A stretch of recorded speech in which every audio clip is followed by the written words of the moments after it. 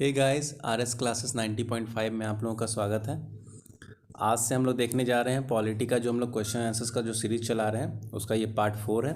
तो चलिए फटाफट हम लोग स्टार्ट करते हैं।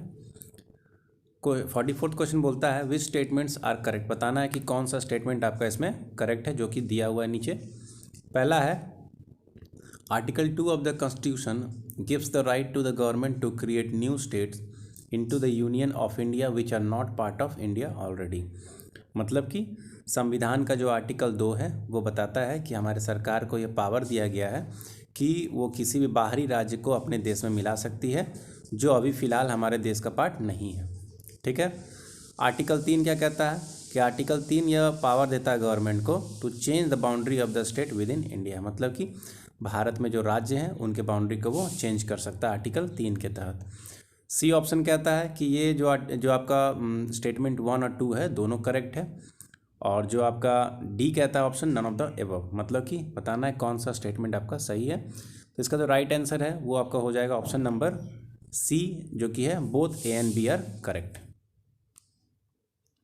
उसके बाद है 45वां क्वेश्चन नंबर बोलता है कि the parliament can make any law for the whole or any part of the India for implementing international treaties. मतलब कि जो आपका संसद है उसको यह पावर दिया गया है कि वो भारत के किसी भी राज्य क्षेत्र में या किसी भी टेरिटरी में वो आपका जो अंतर्राष्ट्रीय जो आपका ट्रीटीज़ होता है उसको वो लागू करवा सकती है। तो उसमें किसका मदद चाहिए उसको, तो हम लोग देखते हैं। 4 ऑप्शन दिया हुआ है। पहला ऑप्शन है with the consent of all the state, मतलब कि आपके जो जितने भी राज्य हैं सबके सहयोग के साथ। With the consent of majority of the states, मतलब अधिकतर राज्यों के सहयोग के साथ। With the consent of state concern, मतलब कि जिस राज्य में आपको इम्प्लीमेंट कराना है उस राज्य का जो होता है सहयोग होना जरूरी है। और डी बोलता है without the consent of any state. तो इसका राइट आंसर हो जाएगा आपका option number D, without the consent of any state. ठीक है।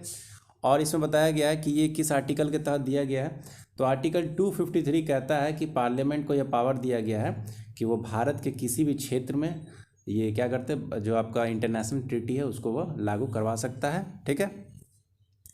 अब हम लोग देखते हैं क्वेश्चन नंबर 46।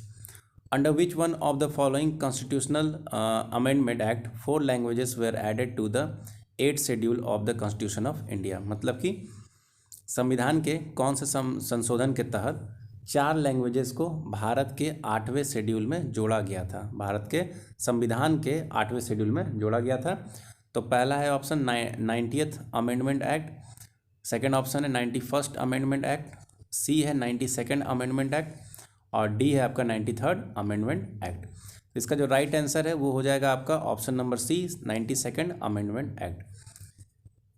अब 97 अमेंडमेंट एक्ट में क्या हुआ था कि 4 लैंग्वेजेस को जोड़ा गया था। उनके नाम इस प्रकार हैं बोडो, डोगरी, संथाली और मैथिली।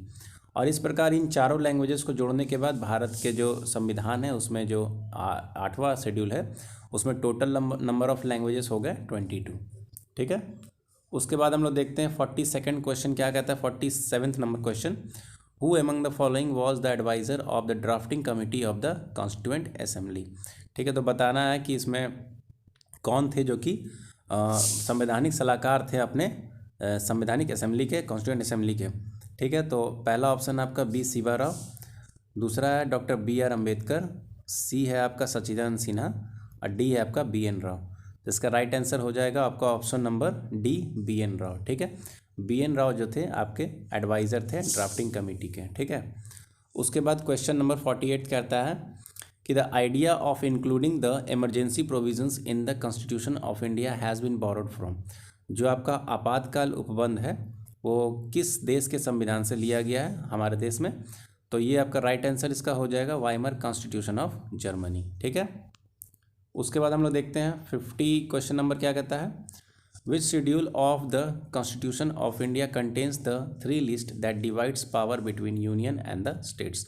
मतलब कि संविधान का कौन सा शेड्यूल बताता है कि जो आपका सूचियों के बारे में बताता है। सिंपल सा क्वेश्चन यही है, जो यूनियन और स्टेट्स के बीच में जो पावर डिवाइड करता है, जो सूची में जो ये दिया गया है वो किस शेड्यूल के तहत दिया गया है। तो पहला है आपका ऑप्शन नंबर 5th, उसके बाद 6th, सी ऑप्शन 7th और डी आपका 8th है। तो इसका राइट आंसर हो जाएगा ऑप्शन नंबर सी, 7th। ठीक है। जो 7th वाला जो आपका शेड्यूल है उसमें दिया गया आपका 3 तरह का सूची होता है, राज्य सूची, संघ सूची और समवर्ती सूची। तो राज्य सूची में जो टोटल नंबर ऑफ सब्जेक्ट्स होते हैं वो 97 है आपका, सॉरी राज्य सूची में जो टोटल सब्जेक्ट है वो 66 है। यूनियन लिस्ट मतलब जो संघ आपका है उसमें 97 है, और कॉन्करेंट जो समवर्ती जिसको कहते हैं उसमें 52 है। ठीक है, उसके बाद देखते हैं हम लोग question number 51। In which part of the constitution details of citizenship are mentioned, मतलब कि संविधान के कौन से पार्ट में नागरिकता के बारे में बताया गया है। तो पहला ऑप्शन है ए ऑप्शन 1 बोलता है, B 2, C 3, D 4। तो इसका जो राइट आंसर हो जाएगा ऑप्शन नंबर बी हो जाएगा 2। और आर्टिकल कितने में दिया गया है, तो 5 से 11 तक।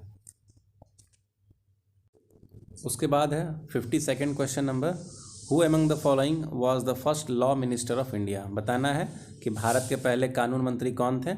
तो ऑप्शन ए है आपका जवाहरलाल नेहरू, बी है मौलाना अबुल कलाम आज़ाद, सी है B.R. अम्बेडकर और डी है आपका T. कृष्णमाचारी।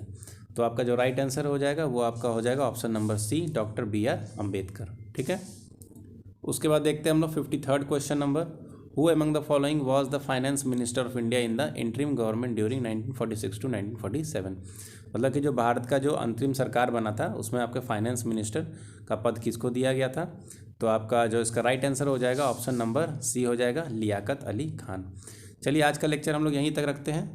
डेली हम लोग जो है इस तरह से क्वेश्चंस को कंप्लीट करेंगे, और लेक्चर अगर अच्छा लगा हो तो प्लीज़ लाइक, सब्सक्राइब, शेयर जरूर कर दें। Thank you very much.